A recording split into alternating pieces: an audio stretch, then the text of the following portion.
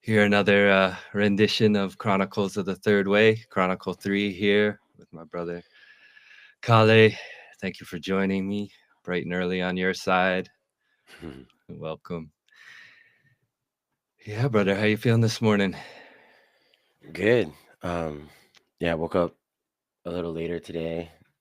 Um, just been tired. But other than that, it's been good. Sun's just about to come up. You can start to hear the birds going off. No, I feel good. It's been really inspiring. Um, Approaching fatherhood and experiencing pregnancy. So I've just been in that for a good minute, and I'm grateful for it. And yeah, I just learned a lot. So when we have these conversations, these talks, it's really inspiring for me to like come from that, especially early in the morning, and then to have these conversations because it helps me kind of like reflect a lot more about life in general, but then also specifically like what we're creating, what you're creating, and what I get to be a part of. So yeah, thank you, bro. Yeah, sovereign and together. That's how we try and move. Yeah, definite. Yeah. Yeah, I've been with you, moving towards your first child coming into this physical realm. Mhm. It brings up a lot of memories for me.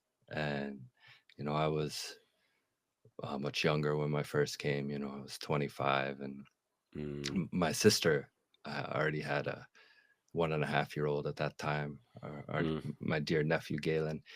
And I remember like him requiring a lot of energy and time, yeah.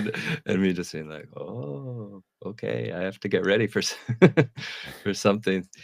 So yeah, it's beautiful to watch you, because there's been so much evolution in the entirety of your life leading up to this moment, and Yeah. you feel so ready, and there'll be, as we sometimes say, we prepare to be unprepared. So it's good to see you in that. And moving forward in this, have some questions today, and we'll see, where the conversation goes. And you Cool. know um firstly, just touching in with time and cycle, and you talked about being tired. I've noticed that with myself too, and I'm beginning to recognize, and we can talk about this a little bit more later, but the phase of the moon that we're in now, like just reaching the new moon, and I find that I often, like, peak creativity kind of dwindles in this time in the moon cycle, and that there's some rest that needs to happen, in preparation for the creativity to come. And it's also spring, and here there's a huge shift, and I'm curious if there are any, harbingers of spring that you're seeing in beautiful Kihei on the island of Maui. uh yeah. Yeah, it's just pretty much we only have dry and wet season. So the markers for cycles for us is like the whales and the migratory birds. Mm. So the weather changes. Yeah, it gets cooler obviously in the wintertime, but it doesn't what you call stop the heat of the Maui sun. It's still it could be December and you could be out there and still get sunburned. So but what is beautiful is the changing of the cloud patterns from wet and dry season. So during our wet season, which is normally from like November to April, the clouds, big, fluffy, billowy clouds all the time. And then when dry season, they're a lot longer, and you can start to see the change in the sky like that. But mostly it's from the birds. They come with different plumage because they've been chilling in the Pacific Northwest or up in Alaska and stuff for a time, and then they come down over here. have Yeah, they it's interesting. have they begun to show up? Yeah, and also the fish in the ocean. So different fish come. Like summertime, it's normally like the ahi and like tuna, Mm. and then the other ones is opelu. Which one's that? So the opelu, I think it's like a what you call that? Like a a mackerel. Oh, Mackerel. long and skinny. Yeah. Yeah, and they come during the winter, so, like, the cycles change with the ocean too, and sometimes the corals as well, different cycles. I can't recall right now, Mm, but different reefs, they'll put out their spores or, like, their I don't know what you call them, but they're little coral little polyps, mm, and they'll travel in certain currents during the winter, and then they'll land on other islands, and mm. then they'll fertilize them and grow new corals. So different currents and different moon phases, the corals will reproduce because Oh, they have an intelligence in them. Yeah, mm, they feel the current and they're like, "Oh, it's time to mm, release," because they know it's gonna go and communicate to the other ones. It's a trip. It's kind of like trees. mm. Yeah. Yes. So a time of fertility. Yeah. Mm-hmm. Yeah, we're starting to get punished with it here. It's never pollen's never been a real problem for me, but big waves of sex visible in Mm-hmm. the air, you know, yellow clouds. Thank you. I Mm. feel like these are some of the things that are important for the people to just come into awareness of what's going on around them, and how that moves within them in their time of life. So if you're out there, you know, spend some time with the changes, because here we are at this node of season, particularly here in Seattle, but even in the places where the year is divided in two rather than four, there's uh, the processes and dynamics of life are happening. And so, this term, the third way, is something that I've, kind of brought to us, and it came Mm-hmm. it came to me through CRI, or the Civilization Research Institute, Mm. Mm-hmm. and by way of Dr. Zach Stein and a man named Daniel Schmackenberger. And they were really developing it because they're always looking at existential crisis and these two options of things descending into utter chaos or authoritarianism, and that there must be a third way. And so, yeah, I wonder, what does that assemblage of words bring up for you, whether the council of the third way or just the third way alone. Yeah. So, and I think about that. Um, I think of like deep time. Because when we talked about the Civilization Research Institute, right, as a inspiration, I'm just gonna be honest. I don't know the fullness of their work, but I'm just gonna assume. No one does. It's top secret. It's top secret. So, it's just another form of just yeah, secret societies going on, and we need to have a conspiracy party someday soon. Just share our slides of the conspiracies that are floating around, so we can all get on the know together.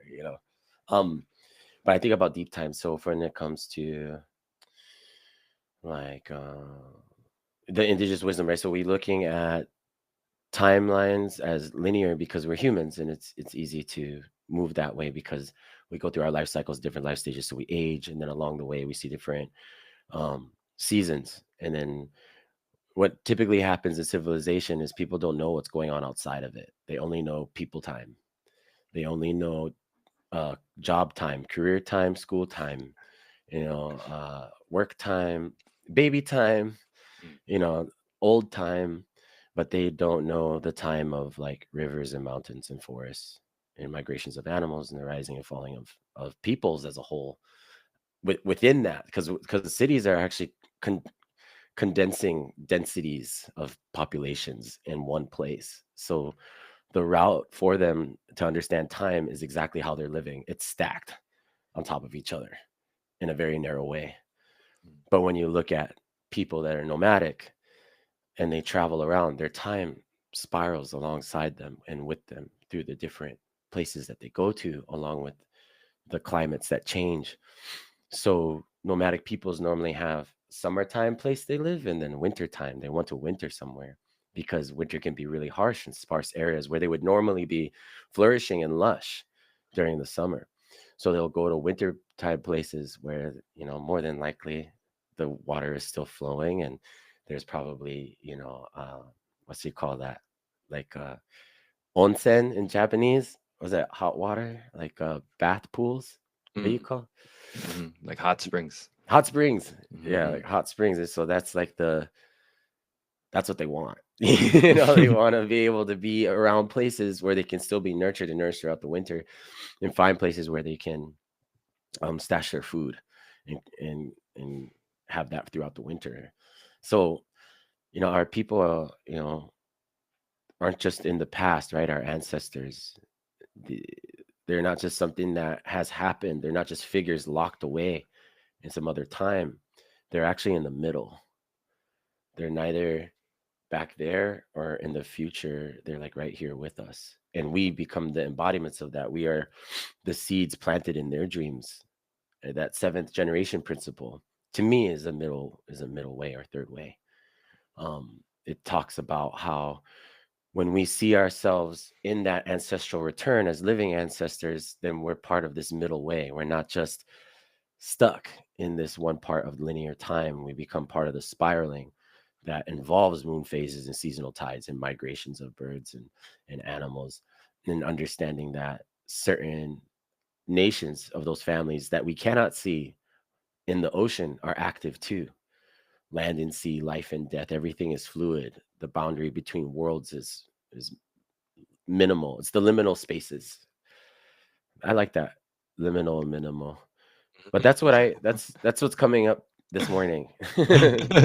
Just a little bit there. Yeah, maybe ask me in a few hours. I'll change. No, I think it's really good because ultimately, when we begin to talk about time and relationship to place, um, really the immediacy of what's happening around us becomes clouded by the other times we keep, the school time, the finance time, always Yeah, looking into the future, not in an ancestral way, but in a way of bringing something to self that will, you know, sustain. yeah, So still that same cycle, just in a much different way. And I love the pictures that you drew of really what I see as an expansion and contraction. I guess the one question I had would be, would you say that the winter times were a time more of contraction of the community coming together with the resources in the places that are good to winter, and then there's a spreading out in summer? Would that? yeah. That's how I learned it.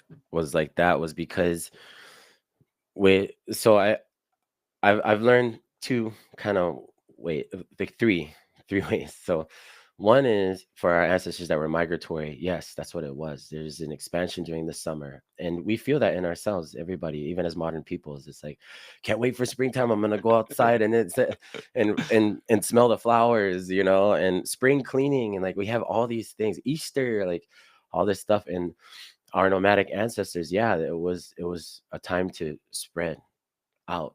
And normally tribes that would winter in the same places, they would get along because they all needed to share in those resources, quote unquote, in those spaces, and they need to understand each other and build up that harmony again with one another. Because once it came to summertime and they spread out, now they're going out into the wild.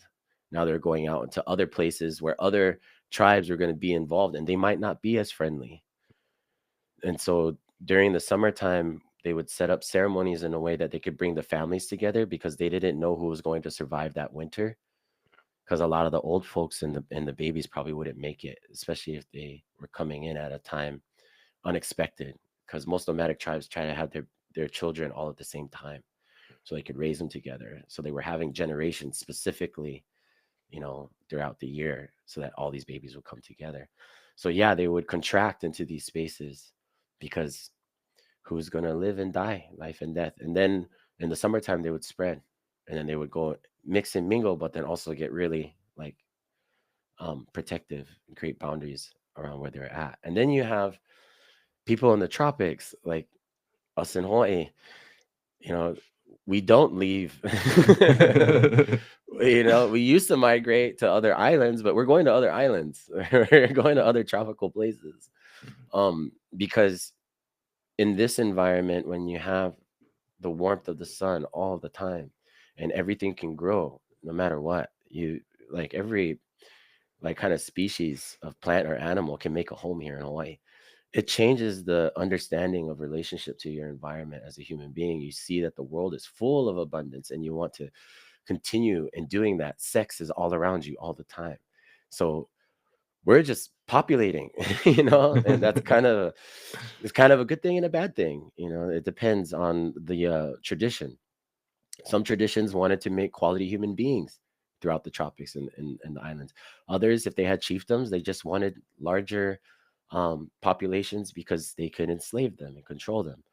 So when I talk about ancestors, it's like, which ancestors are you talking about? Just because they're indigenous doesn't mean they were necessarily great at all these things.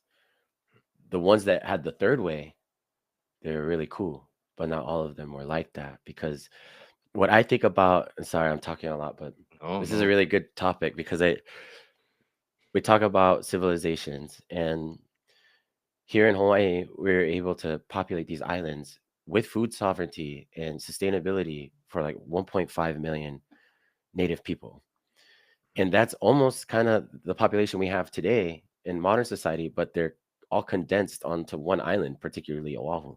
Mm, And it's developed, heavily developed, with huge skyscrapers like mm, near the beach. It just doesn't look right, you know. But mhm, that's what we're doing today. But it's because our islands can sustain the population, right? Because we have enough water and sunlight and all those things. But we're importing all that food. mm, So when I think about the third way, it's like, okay, are we teetering between chaos, like you said, right, which is lawlessness, violence, and survivalism, and then the devastation, environmental collapse, war, spiritual death, like things like that. So few societies ever dare to imagine fully within indigenous wisdom to carry something that's regenerative or renewing. Few are remembering, during all of that. So when the old structures fail, not if, but when they do, like we don't need to cling to them because we can like willingly like watch it as it tears itself down, and then we tear through the tears, you know what I mean? And replant and reweave that thing. So anyway. yeah, it's bringing so much to mind, and I'm almost seeing cities now as like this way, uh a manifestation of stepping out of the rhythms of season, and it's like an eternal winter to a certain degree. Always in this condensation, always in this squareness, in this verticalness, always in this gathering, constant reaping Hmm. in the city. And but then also within that, the larger the populations get within that, the more condensed the individuality gets, the more one needs to kind of, you know, close their eyes to the masses around them, and begin to come out of a broader social context that links them to place as well. Hmm. And so the third way, you know, now we have people that live in cities and people that live in the country, Hmm. right? And it's, you know, to greatly simplify, it's like marketplace production, Yeah. right?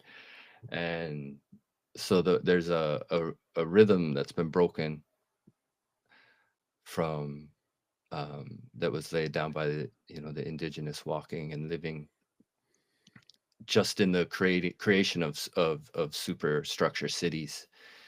And we can also look, you know, you mentioned deep time. You can see this, that there were these massive civilizations, you know, throughout history. And what did they signal, and what were they a sign of? And Mm. I was I was wondering if you would maybe relate the story of the eight-eyed bat, um, to these things. Uh, Yeah. Yeah, I can. I won't go through the whole story, but this is a good one, and I'm glad you're asking for it as an example. So this isn't a creation story, but this is a story along the lines of what people in our modern society are very familiar with, which is the hero's journey. But yet, this hero isn't the one typically the strongest, smartest, most powerful, the one that, always gets the job done. It's actually the one that kind of fails along the way Mm. because he's just like, oh, I tried this thing, it didn't work. I got to try again and again. And it's like probably like three, four times, then he actually gets it. And this one in particular too, as a trickster, he's not entirely a god and he's not entirely a man. He's kind of both. And his So name, describe him. his name is Maui, Mm, and Maui as a he, is one version, and then Maui as a she is another one. Because there's many Mauis mm, across the Pacific, but this Maui in particular, he had come from an understanding of um, seeing his godparents, you know, in real time, like in the flesh, mm, not just like the gods that were ethereal. He would see them and he would converse with them. He also saw witches. He also saw um, priests, and he saw messengers and prophets. And in this way, he had kind of this innovation of a mind that was like, okay, if I see that this one has this kind of power, how do I go to them and ask? Like, he sees a group of birds. They look like ducks or like geese, right? Alaya birds. And somehow they have fire and the people do not. How do these birds have fire? So he thinks of ways to trick them, because every time he would show up on their shores, they would disappear and the fire would be put out. So him and his brothers, they get in a canoe and they make a mock person, and then they put the canoe up, and and he swims behind it, and then puts it up, and then they disappear. And then he sneaks onto the island. The birds come and they look at the fake person. They're like, "Oh, this isn't real. Let's go make our fire." So then he's waiting in the bushes, and this is like his third time going to the island. And then he catches one, and he's like, show me how to make this fire." And they tell him like two lies and a truth by the third time. mm. So this is kind of who we're dealing with. So in this next portion of the story, what happens to him is that he has a wife, and they she was at home while he had left to go capture the sun because he needed to slow down time. And while he did that, he used his mother's hair to braid, and he got the jawbone of a pig and all these things so he could slow down the sun. That's another story. So while he's away, his wife gets captured and taken and held away. He comes back and asks the village, where did his wife go? What happened to her? They tell him she was taken away by an eight-eyed bat. Um, Ope'apea makavalu, makavalu ope'apea, which is the eight-eyed bat. So then he goes and tries to find him, but the thing is he's lacking the skills and abilities on his own. So he asks his uncle, and his uncle is a high priest, and not only is a high priest of beautiful ceremony, but he also knows how to create machines. And so teaches him that if you do these prayers and help me build this vessel, you can ride this vessel. And it's actually a bird. They create a bird that he can fly in, like a ship. And he gets to the cave of this bat.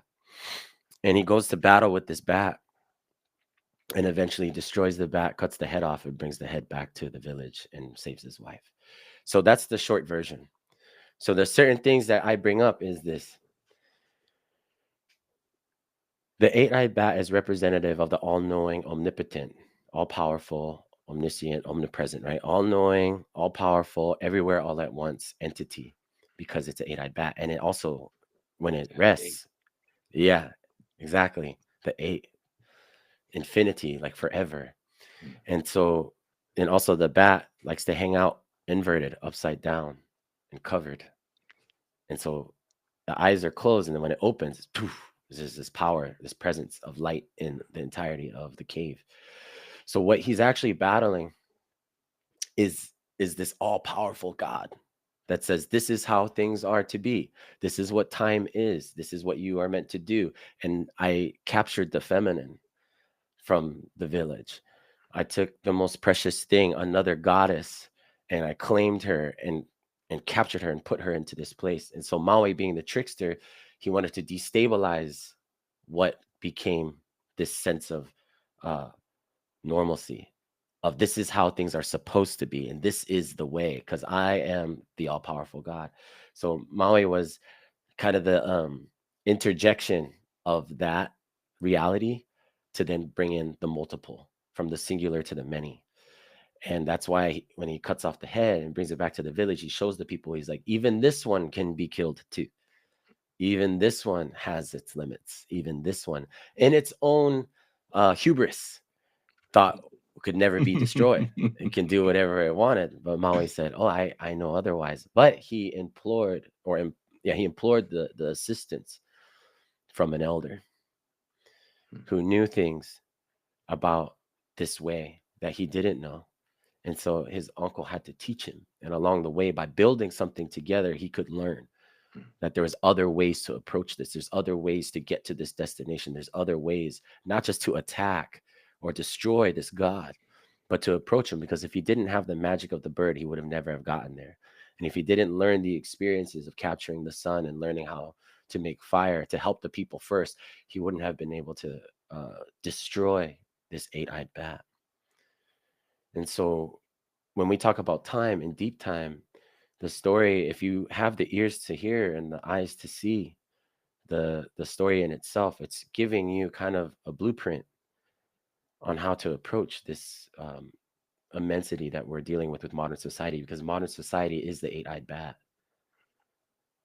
And we, as the people of the third way, are like Maui or many of the trickster demigods that have come into being, because our ancestors always saw it. They saw civilizations come up, they saw them rise and fall, and they're just like, that is a thing that we need to give a name to, because it's crazy. Mm. And so it's an interesting kind of story where you're thinking, is Maui the crazy one for doing this, or is the eight-eyed bat? Because depending on your allegiance, maybe you feel more for the bat. you know. Right, why not have a golden age forever? hmm Yeah, yeah, hmm yeah. And I really see the a third way arise in it. Because a lot of people will think in their romanticizing indigenous cultures, they'll think of the ceremony and the trance states and the quests and all that, and they don't Yeah. think about all the clever tools as much. And so there's this tension created between spirit and earth of the technologies that are able to, with the human bridging those things, and um, or trying to in our own way with technologies, and now spirit not Yeah. being heard so well. And then I'm curious, what would it be that would trigger the eyes to open of the bat? I mean, he would be asleep, right? Yeah. Just He would sleep most in of the his time. inversions. Yeah. Were there things that would make him pop awake? Yeah. Well, a lot of it was presence. Like if it was like in the story itself, it's when he shows up with the technology of this magical bird spaceship, the bat's like, "What the fuck is that thing?" And like wakes up, and then he sneaks out of it, and then the bat's obsessed with this technology and is like, "What is this thing?" Like, and is like looking at it, and he's super distracted, and Molly's out there like, "Oh, he finds his wife." He like gets all these things put together. So then he's like, when he eventually fights the bat, he has three levels of engagement that finally he's able to cut the head off, and it's just constant trickery. Look over here, look over there, because he's got to get all the eyes focused on one thing. Hmm. Because these eyes are like, some people would imagine it's like a spider's eyes, right? But then he Mhm. has to make sure the attention is all on one thing. So first is the bird, the second is the fire, and then the third is himself. But he's not really himself. Wow. He changes form. Wow.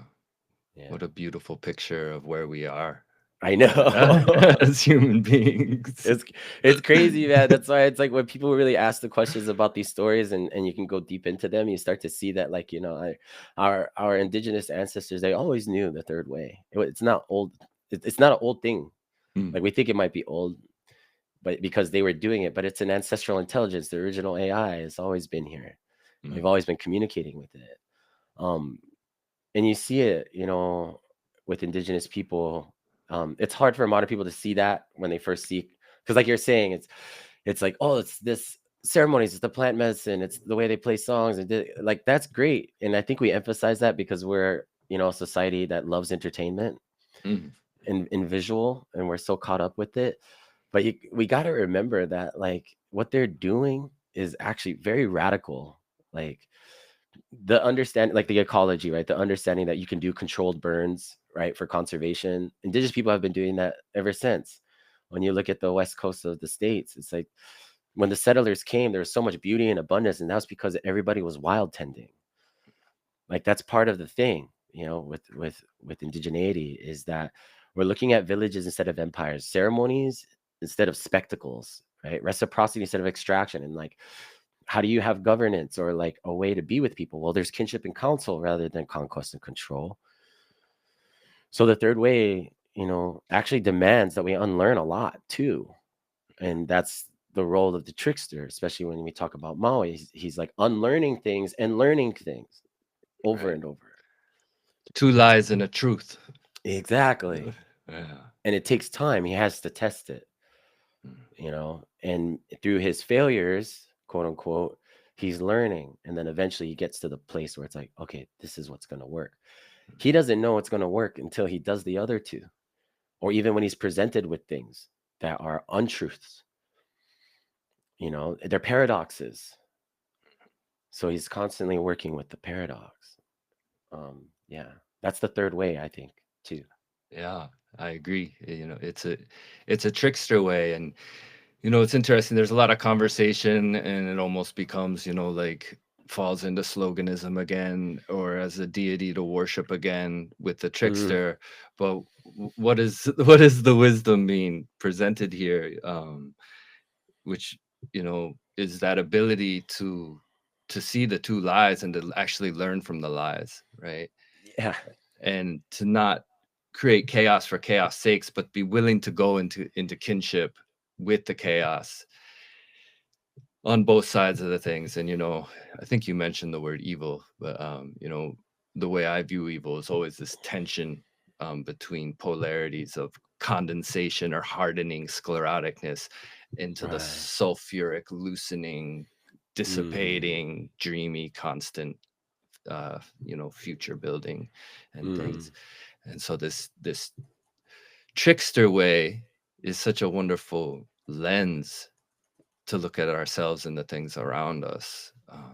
Is really what is coming to me, that the trickster is a purveyor and um, of the third way. Mm-hmm. Yeah, that's like water. Water can freeze, water can steam, water can become liquid, water does all these different things. And water, from many standpoints of indigenous wisdom, is our first like healer, the first one that brings medicine, because without the water, nothing else will grow.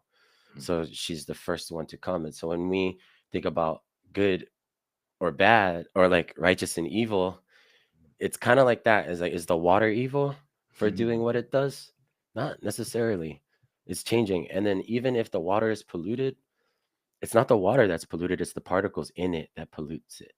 It's the things inside of it. So water is always pure.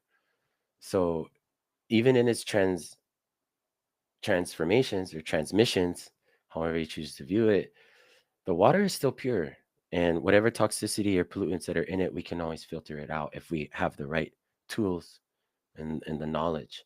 And that doesn't mean we need to go create a whole filtration system of like a Berta or Kangen or something. We can use plant fibers. We can use things like um, trees for filtration. You can use, different types of plants to like pour in and extract from it and remove the pollutants. Like there's There's there's ways. methods, there's Yeah. ways, and Yeah, it's like marsh systems. And yeah, yeah, the University of Stockholm has an amazing black water treatment system using three tiers of marshes, yeah, and that's it.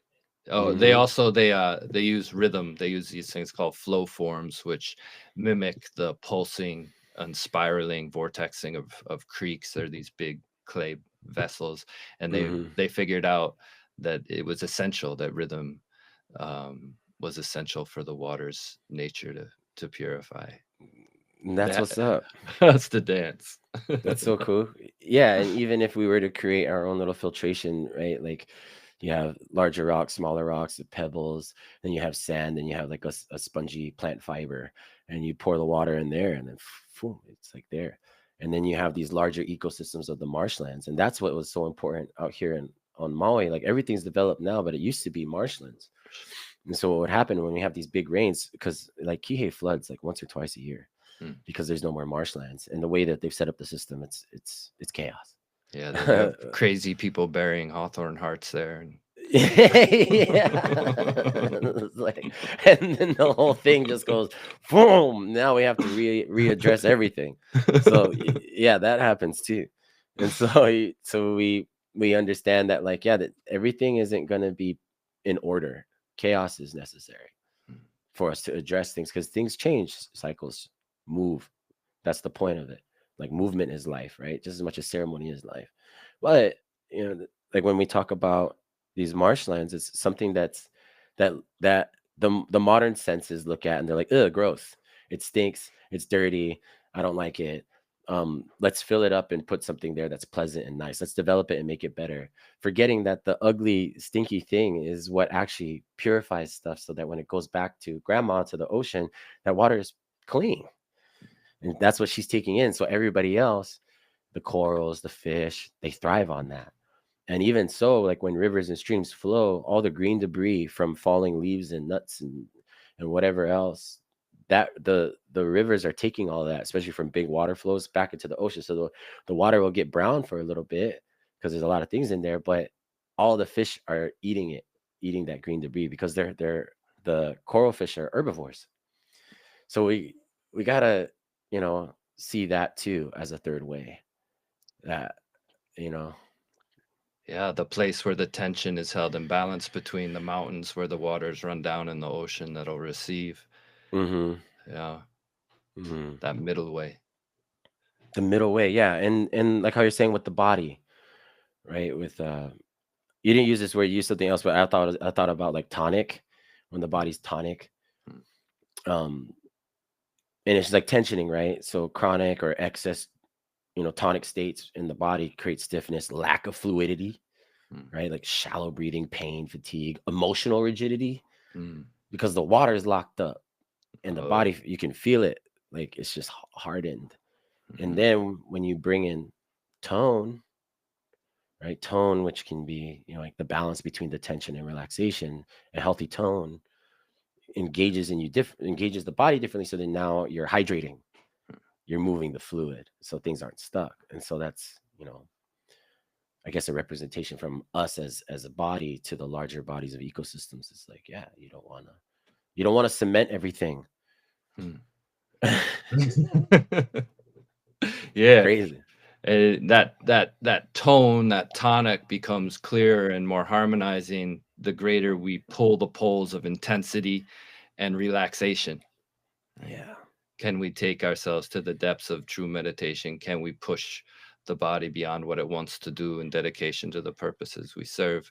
Hmm. And yeah, that tonic arises in the middle, right? Eh, Yeah. what I love about the third way too, and that you keep demonstrating, is it takes us then out of linear time, Yeah. in that, you know,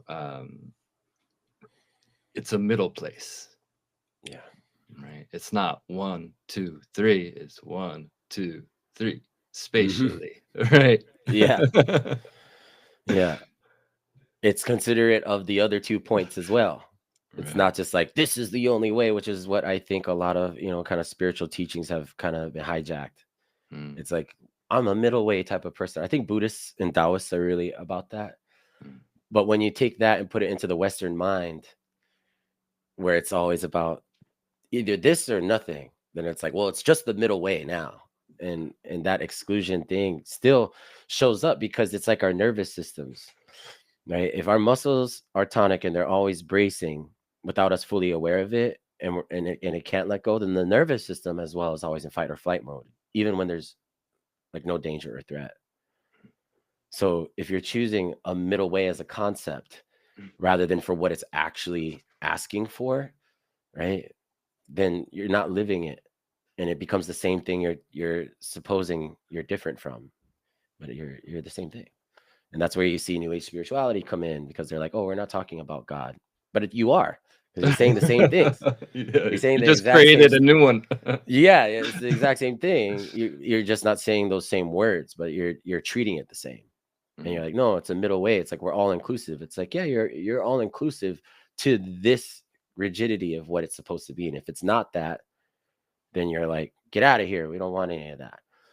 right. It's almost like when I think about, and again, I don't want to just um down talk on new age spirituality, because a lot of times when I do that, people think I don't like white people, and that's not true. Like I have European ancestry too, but I am not white passing, but I Oh. understand it, you know? Like so like new age spirituality isn't something that I look at as, oh, this is a bad thing. I'm just saying, like, what are we doing with it actually? Mm, What's actually happening when we say we need a new spirituality for this new age?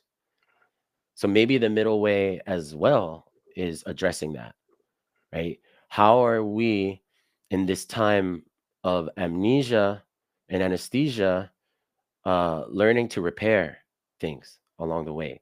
Can we become a people not trying to save civilization, but coming in as cultural practitioners or repairers for the world that's been so hurt by civilization? So I'm not saying we need to be out with the old and come in with the new. I'm saying there is a new and old way. There is, new elder wisdom as well. There's things here, that need to be looked at for a cultural renaissance or rebirth that is grounded in place-based knowledge and a community-oriented life. Um, when things are moving so fast and so far outside of our control, because technology is not stopping, automation, robotics, and AI are here, and they've just been waiting for us to manifest it into this reality anyway. Why haven't we done the necessary things of readying ourselves to be prepared for the unprepared, or be unprepared for the like how you're saying that paradox? mhm, Because I'm not trying to replace what was lost in a sense. I'm just trying to wake us up towards what's possible mm, and what we can do when we look at our past to face our future. mm, So it's just it's tending. mm. Um yeah, and it's just there's hard choices to be made, right? It's not easy. Yeah.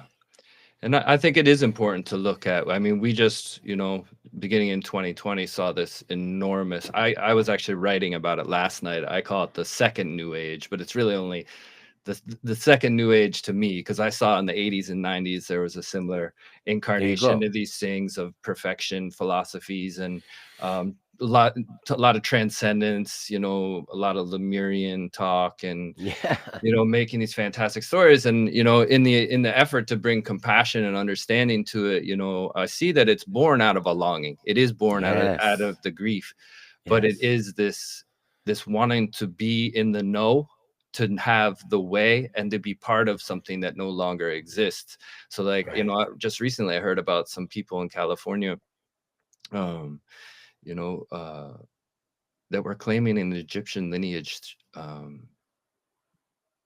for some technology of healing, and they had opened a portal to just anyone who walks through is going to get what's coming through this portal. Mm. And there was so much distortion in the message, in the importance of themselves, and holding a lineage that I couldn't see, well, certainly didn't exist within their blood, but also is a grasping.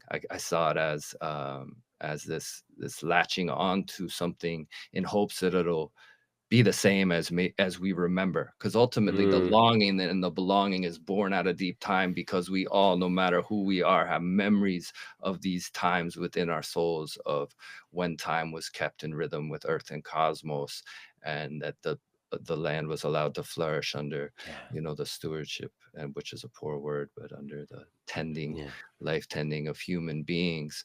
And purpose gets bound up in it. And we talk about this a lot, about how so much of what we saw in the past 5 years is people saying, hey, like, I'm a spirit too. Like, Hmm. I know their spirit, their spirit, and Hmm. can we come into agreements? And yet there has been this enormous, and we've been part of it too, is this desire to say, this is the way, this is Hmm. the way. And it's a way of Hmm. exploration, and maybe it'll lead us to two truths or two lies and a truth. If we're lucky, we'll investigate them all, and get, Yeah.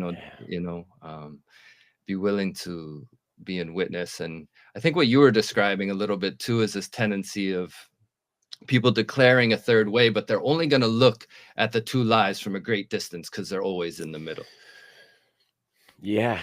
Hmm. Whereas the cultural innovator needs to be willing to go to those places in order to understand them and to fail, as you said, you know, Yes, you know, exactly. or to learn is really, a better It word. is. Yeah. And it'll be our own ethical foundations that lead us back to the tensions, this tensegrity that we're, Yeah. always looking for in our lives and dance. Hmm. So yeah, man, thank you so much for, relating that story. And I feel like it's gonna come up again in later episodes. yeah, So if you didn't fully grasp it this time, don't worry, it's gonna come up again for sure. right. Yeah, every day, It's one of my faves. And you talked about earlier too, like, in terms of leadership, which, ultimately the Council of the Third Way is I think, designed to aid in the creating of good leaders, Hmm. and supporting and nourishing leadership in the world. And you talked about the ancestors, and it's like, yeah, some of these guys were into this, and it was pretty hard on the people around them, and other people were wise, and other people were maybe too passive, and Exactly. um, and so, in terms of time, a lot of times I'll hear people talk about the kingdom of Hawaii, right? Yeah. And we've walked through a lot of king energy together, Yeah. in the men's work, so called, and this desire for the noble sovereign to come forward. And but really, that's pretty recent history for Hawaii, right? Hmm. This so-called kingdom. Um, and so, yeah, I was wondering if you wanted to speak to that and the dynamics of this very masculine form of leadership, this kingdoming, um, and if there's anything you would like the people to know about the history of Hawaii to help expand their context of things when they speak of this, the kingdom of Hawaii. Hmm. Yeah, man, this is good. This one's near and dear to my heart, obviously, because the ways that it has moved. Um, I'm directly related to a lot of the players in this theater of tragedy and comedy. Uh-oh. So let's begin, shall we? um, um, I would say on the first markings of the establishment of a kingdom, right? You have to have one powerful, charismatic leader and unification. Okay. So unification can be seen as something so valuable and worthy because especially when we're living in societies where it's so polarized that everything that we're looking at, it's like, okay, we can't trust it because that person doesn't align with the same views that I have, or they live a different lifestyle, or this or that. So in this sense of like when it comes to the kingdom of Hawaii and how it was established, you had a man, Kamehameha, who was prophesied upon his arrival that he would cause the highs to come low and the lows to go high. And so, in that way, other chiefs felt the threat. And so they sent out their warriors to find this child and to kill him so that this prophecy would never come true. Because again, we're talking about ancestors, and these chiefs wanted to maintain control and dominance over the population because that's how far away we got from our inherentness of belonging and longing and our grief walking. So then this baby is born hidden away from the mother, kept in safety by another chief who he too was a trickster and held safely to him. And then as he got older, nobody knew who he was. He had a different name. And then he was put under the tutelage of another uncle who was a great warrior who knew the prophecy, but also understood his role in it. And I was like, okay, like I'm gonna train you up and get you ready for what you must do because I know it's gonna lead to my own demise. But I understand it's necessary because my time here is short. I already lived through my prophecies. So he becomes this great warrior. But not only that, because he was kept and hidden away, he wasn't absorbed into kind of the traditional conditionings of the society that was around him. So he himself was a cultural innovator and he saw what was possible. So when explorers came and they brought their tools and their technology, namely metal and cannons and guns, he saw that as an opportunity to defeat these other chiefs. And don't get me wrong, he was born into blood feuds. He was already born into a genealogy of saying, like, these ones might be your cousins, but they're your enemies first. And so he then used Western technology to come and dominate and decimate everyone who were still living in the traditional ways and fighting battles in traditional ways, which was hand to hand combat. We had bows and arrows, but we only used them for hunting because the understanding that we had as Hawaiians, and I could say that for many Polynesians too, was if you're going to take someone's life, you better do it in person, live, to show that you can best them when they're at their best.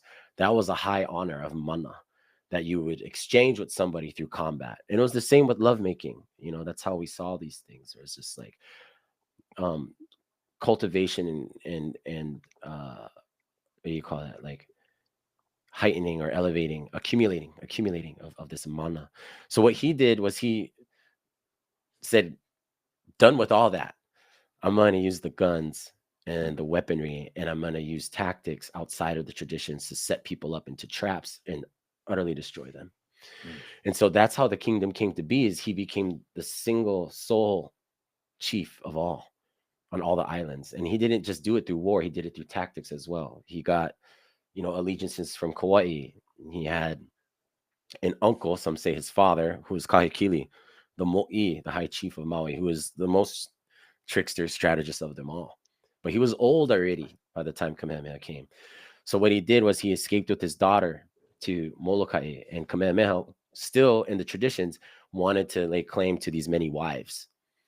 Because again, when you have a kingdom, in order for the king to be king, he has to have his queen or queens and maintain the control over the bringers of life. The ones without you, there would be no culture. So when I think about that story in itself, and there's a whole longer one because this I'm just talking about from 1795 to like 1810 and a little bit beyond. Yeah, thank you The for that. People, know where things fall in time. Yeah, because the kingdom had gone on till about 1898.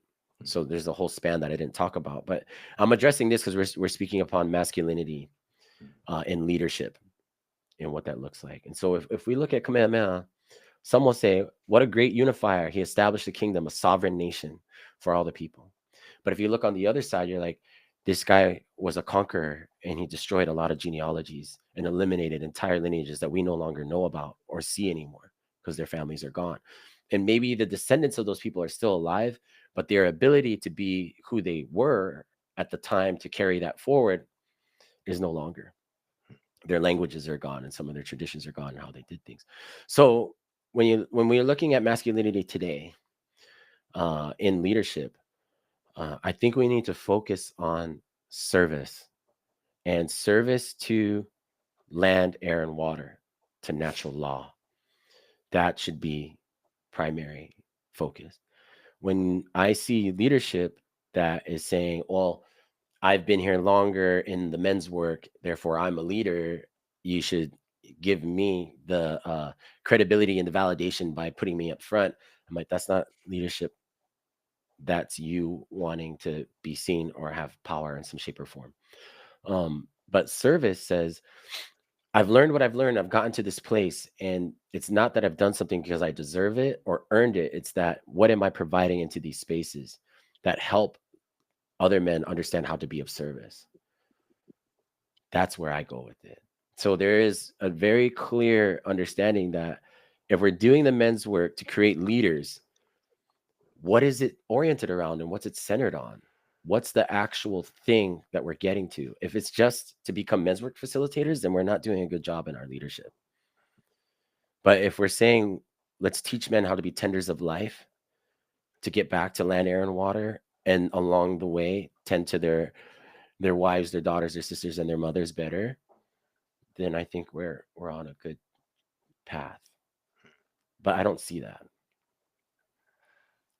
Yeah, because then we run smack into the identity crisis that seems to be, the centerpiece of the crisis of humanity, Hmm. to a large degree, in the becoming of individual, and the interlay of purpose and marketplace and validation, from the external.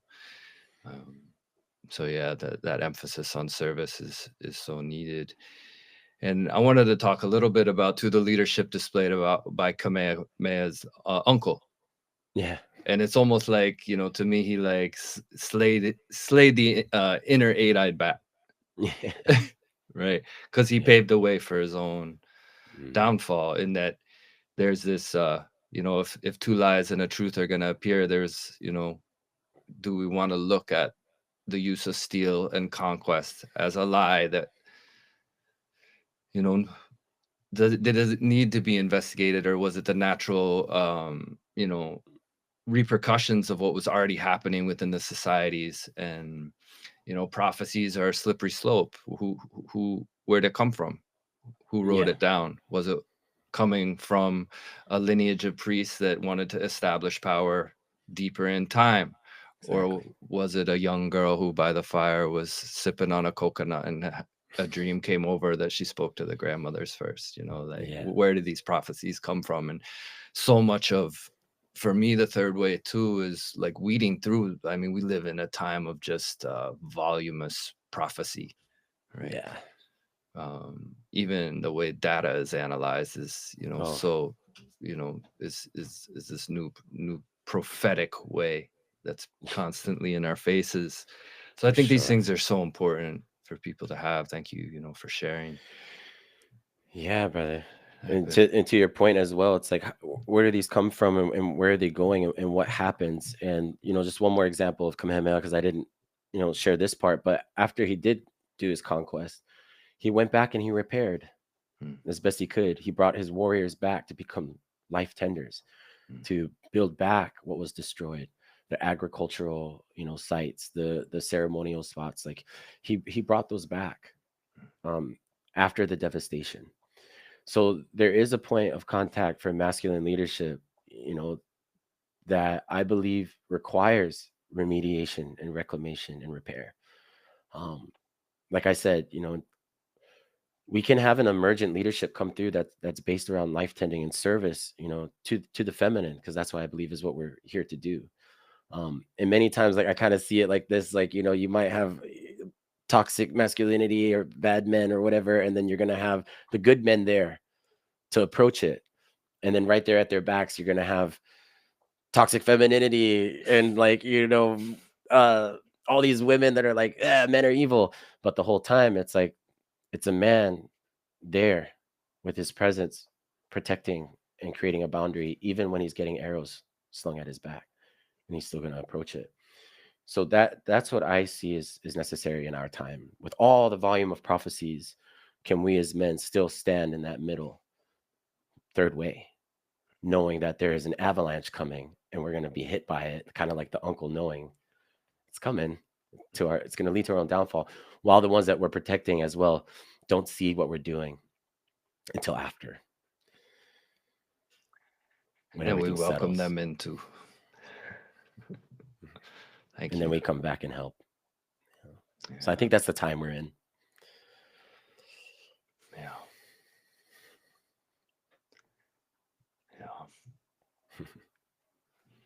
yeah.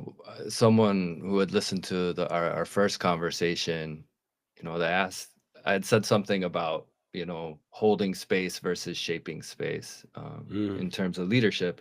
She's like, why don't you like holding space? Which is not really what I said. right. It's just the term itself Hmm. is difficult, and now I'm beginning to see what, investigating. I'm like, thank you for the question, because I've held a lot of space if someone looked from the outside, Yeah.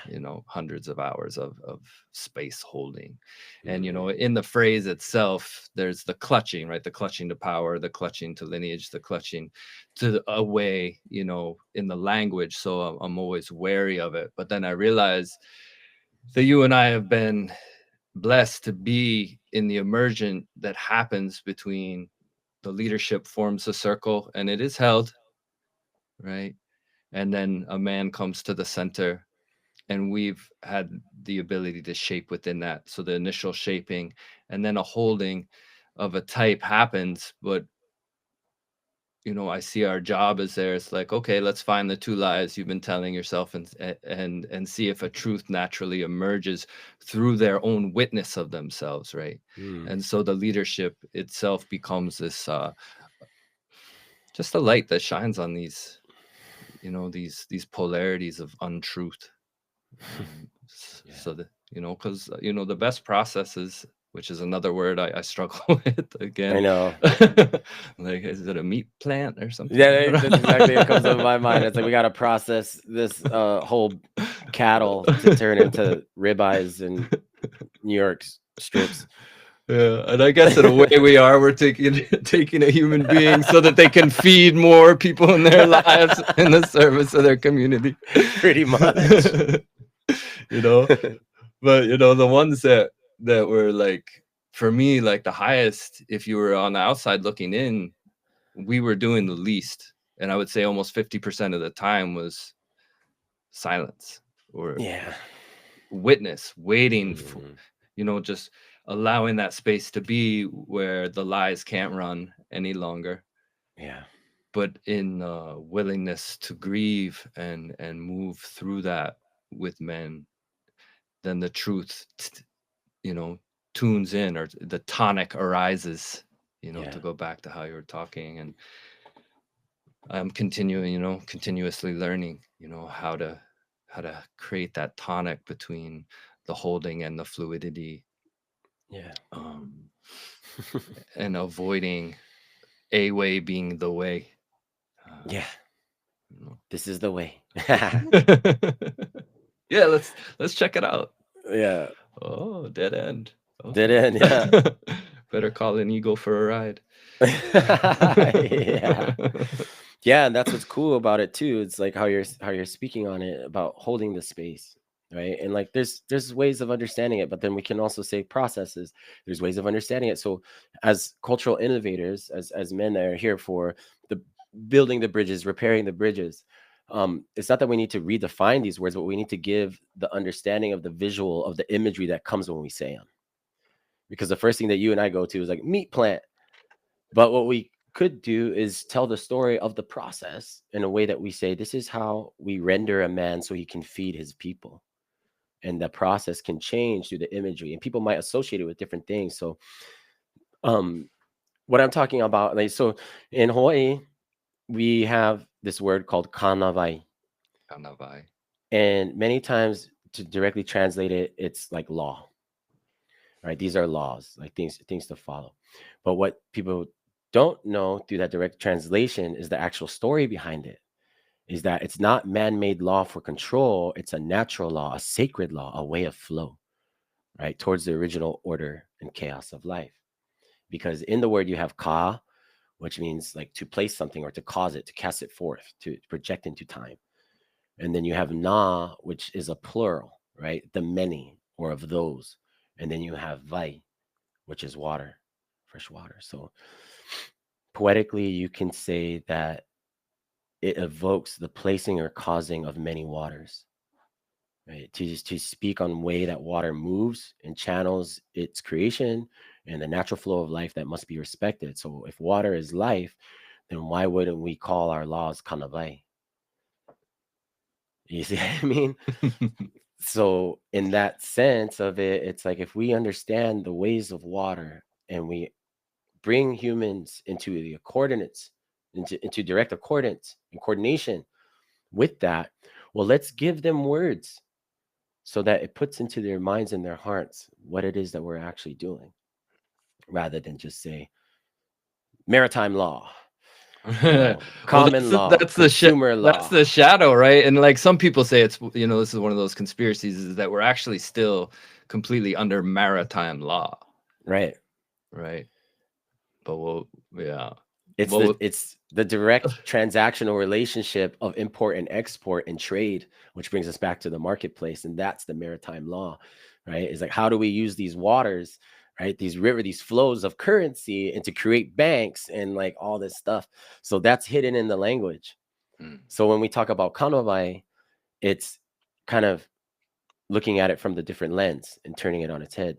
That we're not doing this for um, commodification, materialism, and export imports and things like that, and putting things on a value, right? That's totally made up through the understanding of what's most precious at the time, right? Because remembering too that at one point salt was worth more than gold or pepper, you know. But when you have kanawai, it's about that flow that needs to continue, and if that's there, we're not just directing it towards monetization. Even though monetization is cool, because of this society we live in, but it's saying how many peoples can be received from this. Are we going to keep going with maritime law to the point that we're seeing more homeless, more abandoned people, more people that are sick in the streets of our cities, and trash is just piling up in our dump sites, and the water is getting polluted, and the ocean is having gyres of garbage patches? Kanavai would say, no, that's not what we do. That's not how we do things. In order for us to behave as true, real human beings, we need to address those concerns first before anybody talks about heightening their social status and their celebrity, whatever, psychosis. So, it all stemming from the question of what do you do? Oh, oh shit. right? How much time you got, actually? Yeah. Yeah. I've been working on my elevator pitch, trying to cut down my 30-minute story to 3 minutes. Right, right. Yeah, I don't know if we'll ever be too good at that. It's I know. yeah, I'm always trying to generate clips for us, or I'm playing around Yeah. with that out of these things. And like each of us generally will answer a question, 10 to 7 to 15 minutes, kind of depending on, you know. Yeah. But yeah, we're distilling here, we're making a decoction slowly, slowly. Uh, Um, and thank you for this picture, and what arises in me is just, yeah, if a river flows and meets an obstruction, it turns and goes another way rather than blasting a hole in the side of a thing. It might slowly wear away, and over time, I think what I'm hearing again. We come to time is that kanavai, is that how you say it? Kanawai, yeah, It Kanawai. it just naturally uh, extends the lens of time in Mm-hmm. relationship to responsibility, because water might eventually going to wear off that cliff edge, Mm-hmm. but that's still the purpose is to carry on and to bring sustenance to everything around it, and it necessitates a, a lack of immediacy. Yeah. Which Mm-hmm. is one of the telltale conditions, this immediacy of satisfaction. And to me it's just speaks of the sacred limits, Mm-hmm. and Yeah. so oftentimes law can be seen as limits, but they're not really. They're just showing you what the extent of the taking is, Yes. while possibly creating a way to take more, Yeah, dude. Yes, exactly. And that's how laws are made in our modern society. And again, I'm not a lawyer, Hmm. but I've studied, He and argues well, though. yeah, I'm more of a master debater. But I know lawyers, and some of them are really cool, and some of them I'm just like, okay, like I appreciate what you do, but we're not able to have like a true friendship, and that's all good because in many instances you have a lot of good people in challenging places, and they too probably ask the same questions that we do about this stuff, when it comes to law. And so when we think of kanabai, it's like if I harm the flow of life for others, then I harm the flow of life for myself, right? And so in kanabai, it's like living in right relationship with the water also means with the land and with each other and with spirit that guides all of it, right? With the trees that's constantly, invigorating these channels of life. So laws should not be arbitrary, but they should arise from a natural order of flourishing. And true leadership should mean that upholding this flow of life, not controlling it. Then justice can emerge as something that's measured by the health of the watershed and the happiness of the people and the abundance of the land, not by the punishment that's divvied out if you're not following the rules.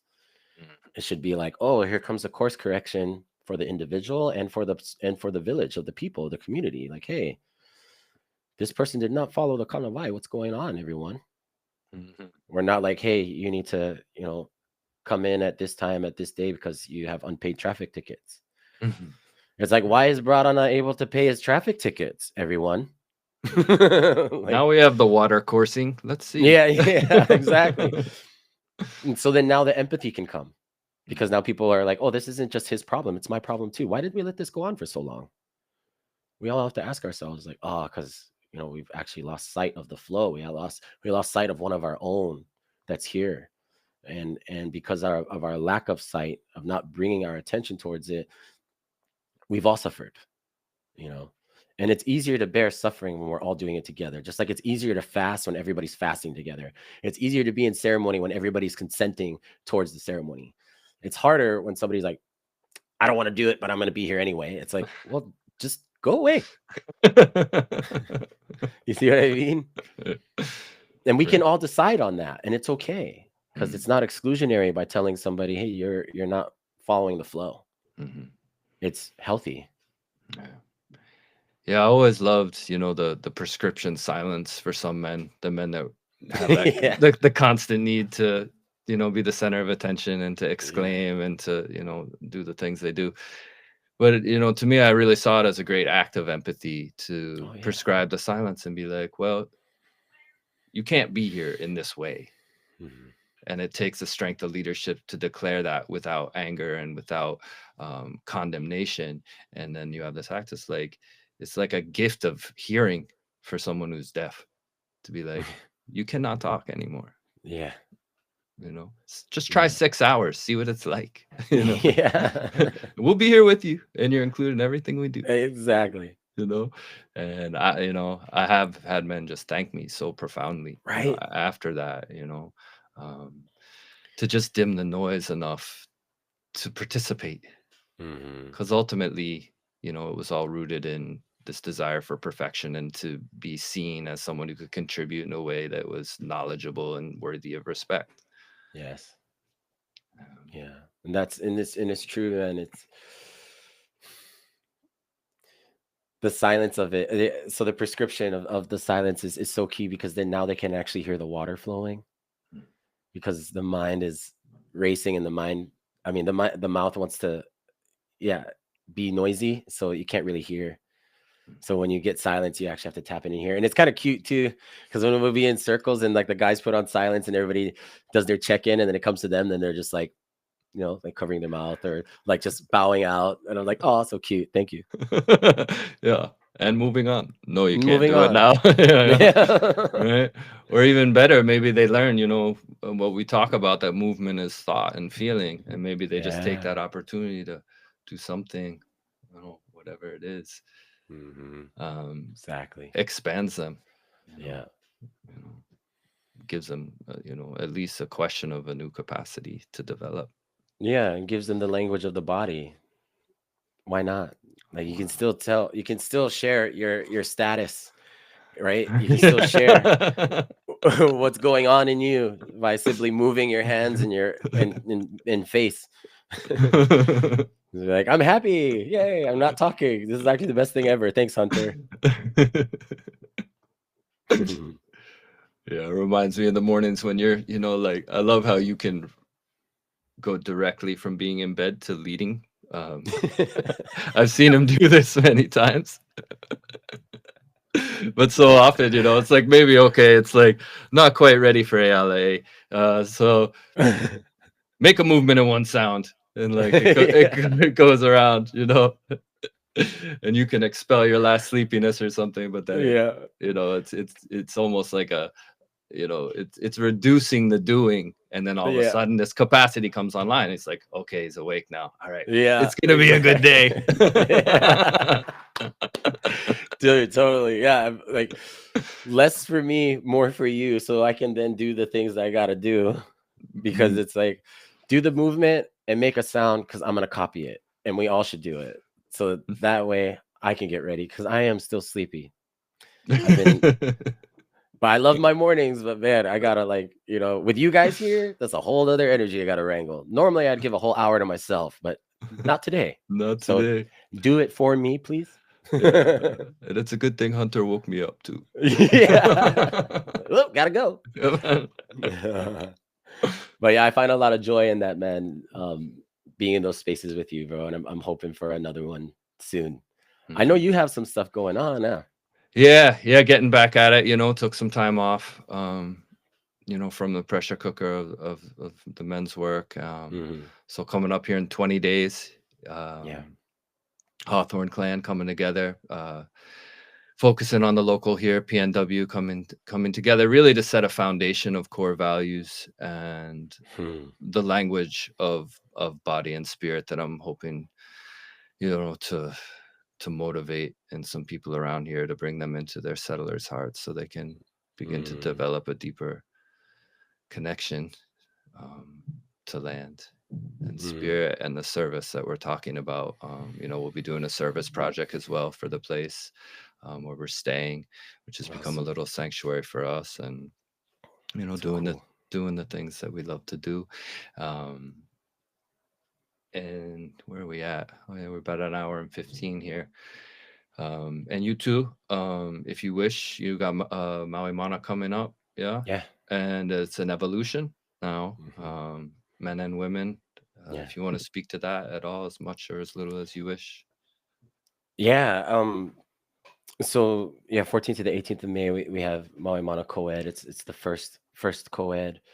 It's just coming in at a time is I feel just for the organization as a whole, for myself in my life, becoming a father, um, in my relationship, you know, and where I'm at with that, and my relationship to my community, because there's a lot of people now, since baby had come, it's just such a blessing, man. It's crazy. But since baby had come, everyone in the community has really changed their kind of attitude towards me and my family. Um, People in relationships look to me more and they say like, okay, like what are we doing as a community? Because I hope to have children one day. So they're looking to me like, how are you doing it? And what does it look like? And what is kind of the route? Because they don't know. Because a lot of the people, out here on Maui anyway, like if they're local or they're transient or whatever it may be, it doesn't matter because they all want to be part of a community, but they really haven't found one yet. Even though they found relationship, and that feels really, good, inspiring, all of that for them. There's like, where's the community? And so Maui Mana is coming at a time in my life where I'm preparing for that, for myself, for my family, and for others. And so the people that are coming, that's what they're going to feel. They're going to feel the first initiation towards this community becoming solid and real, similar to like what you're saying, about with Hawthorne Clan and where you guys are going to be. Maui Mana is turning into that, with the women and relationships. So we're going to be tending to what it looks like, for us as people to be involved with community. What does it look like for us to be in relationship with men and women? What does it look like to understand our indigeneity and ancestral connection? So yeah, Maui Mana has evolved, and it was actually this is the first one that I actually whiteboarded out for people that I have as guests. I've never done that before, and I was like, "This is day 1, 2, 3, 4. This is what Mhm. it's gonna look like," and they were all super grateful for Ish. it. Mm. Yeah, ish. And I told them like, just so you know, tomorrow it might be completely different. But just take a picture of it now. So when we Tell come me how back and I we do. talk, yeah, yeah. So when we come back to it, you're like, "Oh, Kale, you said on this side." I'm like, "I did, didn't I? Thank you Mm. for that." And we're doing this now. Yay! But yeah, Maui Mana is changing in the way, because she's a ceremony man. You know, she changes, she evolves too. You know, Mhm. people think like, "Oh, it's Kale's hosted event." It's like, no, it's not. Like, I mean, it is and it isn't. It is because I've worked many years on cultivating something like this, and it was brought through the vessel of the men's work that now becomes co-ed. Now it's the human work, and that was always the goal. The goal wasn't to just stay with men for 30 years. The goal is to get people involved in community and understanding village mindedness alongside of orphan wisdom and settler's heart, and everything else that comes about, because that's what's needed. This is just one invigoration of one stream, but we need the many streams in order for there to be kanalai, in order for there to be an understanding of natural law. People need to experience Hawthorne Clan and Maui Mana and whatever else is on the peripheries of of where I'm at on these islands. And so I'm just contributing to the larger collective culture that's emerging. That's how Yeah. I see it. Yeah. Yeah, thank you. It's been a wonderful contribution. And, similarly, I'm starting with a men's event, but I'm quickly moving to co-ed events this summer. Yeah, And there's been so much focus on this shadow work and these things. And yeah, this event that I'm gonna run this summer is really gonna be more about the celebration that we're actually doing the thing. yeah. You know, we'll talk about what's hard too, but Sure. I think what's important here, and for me to honor what has come through, is to set a cultural foundation of it's okay to love and participate and see yourself as worthy of this place, and we can do it together. I've already starting to put together a really great leadership team. My Mm, sister Cinnamon Blair is going to be coming out from the East Coast. cool. So yeah, I'm looking forward to that. And yeah, people have begun to identify you with thing, and let's this dude toured relentlessly, doing the men's work globally, and now it's coming home. It's wonderful to see, Sacred Sons fire an important shot heard around the world, and now it's time, to see like how these